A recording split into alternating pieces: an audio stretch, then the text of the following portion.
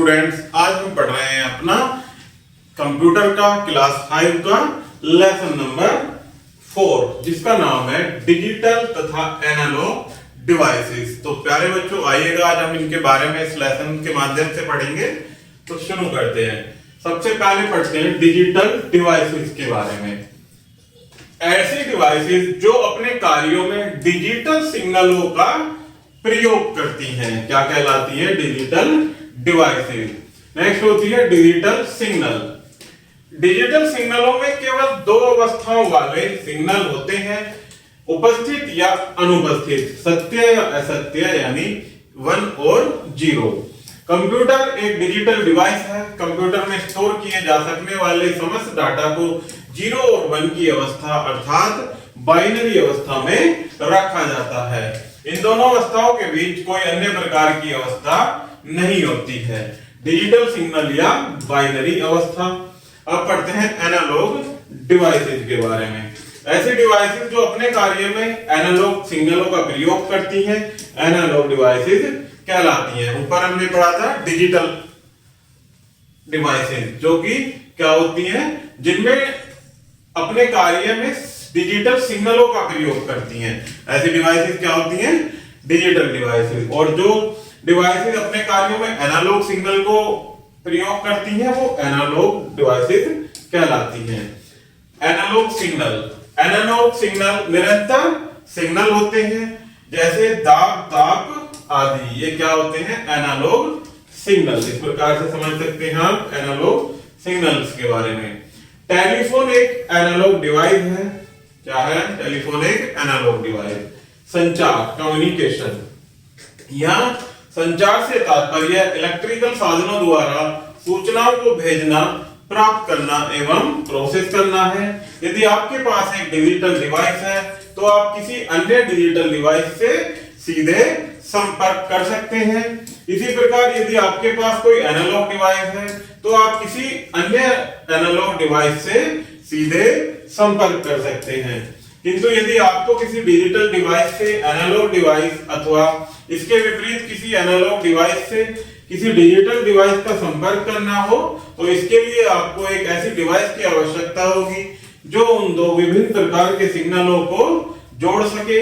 Converter एक ऐसी ही device होती है। कन्वर्टर क्या होता है? कन्वर्टर यानी चेंज करने वाला। तो आगे बढ़ते हैं कन्वर्टर के बारे में। आप जान चुके हैं कि डिजिटल डिवाइस तथा एक एनालॉग डिवाइस एक दूसरे से सीधे संपर्क स्थापित नहीं कर सकते क्योंकि उनके सिग्नल अलग अलग होते हैं। इसीलिए क्या होता है प्यारे बच्चों, इनके सिग्नलों को जोड़ने के लिए एक कन्वर्टर की आवश्यकता होती है।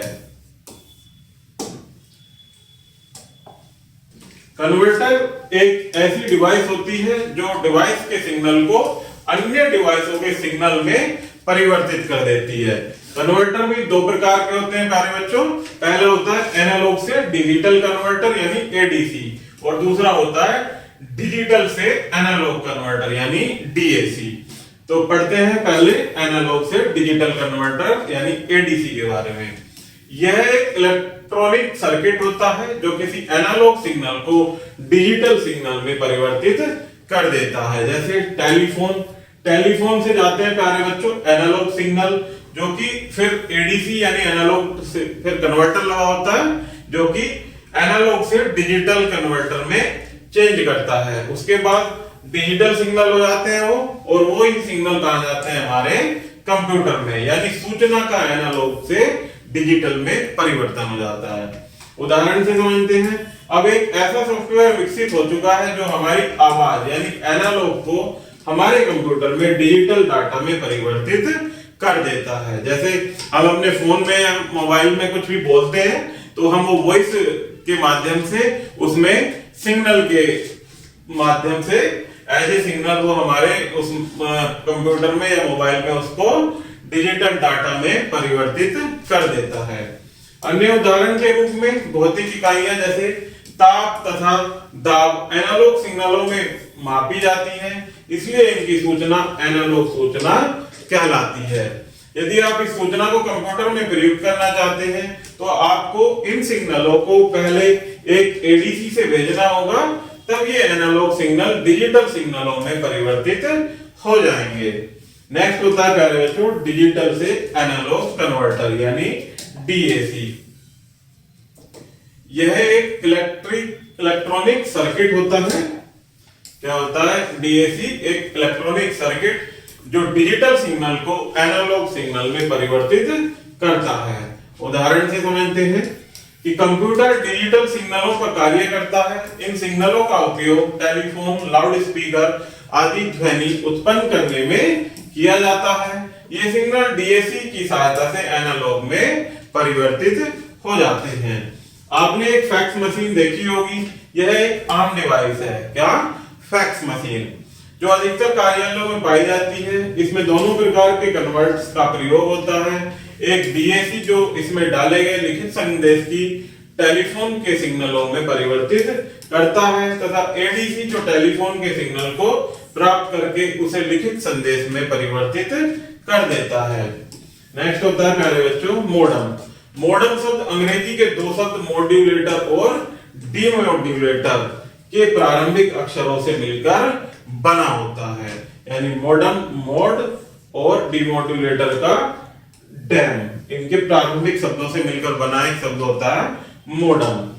आगे बढ़ते हैं मॉड्यूलेटर।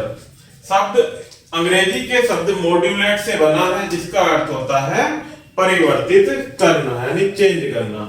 इस प्रकार मॉड्यूलेटर एक ऐसी डिवाइस है जो डिजिटल सूचना को एनालॉग रूप में परिवर्तित करती है और डीमॉड्यूलेटर एक ऐसी डिवाइस है जो एनालॉग सिग्नलों को डिजिटल अवस्था में परिवर्तित कर देती है। अतः यहाँ मॉड्यूलेशन का अर्थ है डिजिटल सिग्नल को एनालॉग सिग्नल में परिवर्तित करना या डीमॉड्यूलेशन का अर्थ होता है एनालॉग सिग्नल को डिजिटल सिग्नल में परिवर्तित करना। एनालॉग सिग्नल को डिजिटल सिग्नल में परिवर्तित करना। मॉडर्न डाटा संचार व्यवस्था की एक अत्यंत महत्वपूर्ण डिवाइस है। यह विभिन्न कंप्यूटरों के बीच टेलीफोन के तारों से होते हुए संपर्क स्थापित करने के लिए प्रयुक्त होता है।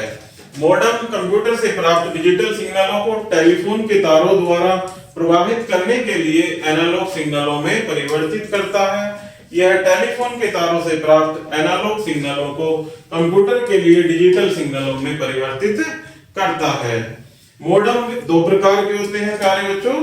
पहला होता है बाह्य मॉडम और दूसरा आंतरिक मॉडम। बाह्य मॉडम सिग्नल सिस्टम यूनिट से बाहर स्थित होता है। यह मदरबोर्ड से एक पोर्ट के द्वारा जुड़ा होता है। मदरबोर्ड से एक पोर्ट के द्वारा। ये देख सकते हैं आप बाह्य मॉडम और ये आंतरिक मॉडम। आंतरिक मॉडम एक कार्ड की भांति होता है इस तरह का और सिस्टम यूनिट के भीतर स्थित होता है। आज तीव्र गति एवं धीमी गति दोनों प्रकार के मॉडम उपलब्ध हैं। मॉडम की गति बिट्स प्रति सेकंड बीपीएस में मापी जाती है। धीमी गति वाला मॉडम वह मॉडम होता है जिसकी 1800 बीपीएस से कम होती है और तीव्र गति वाले मॉडम वे होते हैं जिसकी गति कम से कम 14400 बीपीएस होती है। वैसे आजकल 33600 बीपीएस व उससे अधिक गति वाले मॉडम भी उपलब्ध हैं। मॉडम की गति को किलोबाइट्स प्रति सेकंड यानी केबीपीएस में भी मापा जाता है। उदाहरण के लिए 33600 बीपीएस के मॉडम को 33.6 केबीपीएस का मॉडम भी कहते हैं। आगे बढ़ते हैं प्यारे बच्चों अपलोडिंग। अपलोडिंग वह प्रक्रिया है जिसमें एक व्यक्ति अपने कंप्यूटर से किसी अन्य कंप्यूटर का मॉडम के द्वारा कोई सूचना भेजता है। नेक्स्ट है डाउनलोडिंग। डाउनलोडिंग वह प्रक्रिया है जिसमें एक व्यक्ति अपने कंप्यूटर पर किसी अन्य कंप्यूटर से कोई सूचना प्राप्त करता है तो वो क्या कहलाता है? डाउनलोडिंग।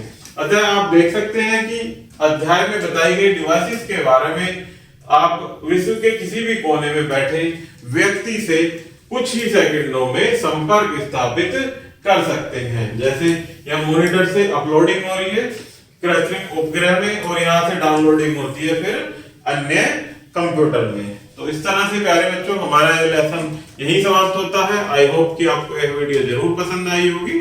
धन्यवाद।